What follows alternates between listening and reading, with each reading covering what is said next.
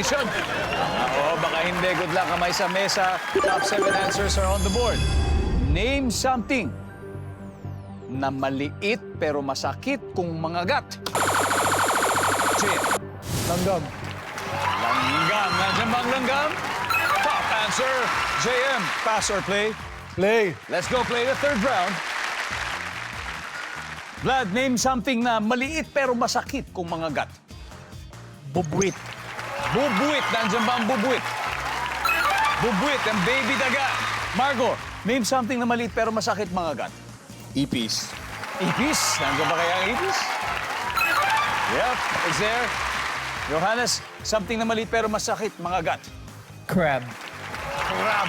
Maliit na crablets. Nandiyan ba yan? Walang crab.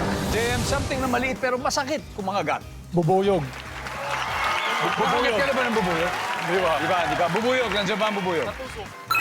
Wow. Pasok. Vlad, something na maliit pero masakit kung mangagat. Maliit na scorpion. Alakdan yan. Alakdan yan eh. Diba? Alakdan. Nandyan ba ang alakdan? Wala. Gals? Adel, Marco, one last chance. Something na maliit pero masakit kung mangagat. B. B. Nandun na, bubuyog. Nandun na. Nandyan na yan. Nandyan na yan. Okay. Justin? Yeah. Something na maliit pero masakit kung mangagat. Spider. Something na maliit pero masakit kung mangagat. Pusa. Sarah? Feeling ko lamok. Something na maliit, Ashley, pero masakit kung mangagat. Pusa. Bakit pusa? Kasi kung bubuyog lang. Nangangalmot ang pusa. Kumakagat? Maaari.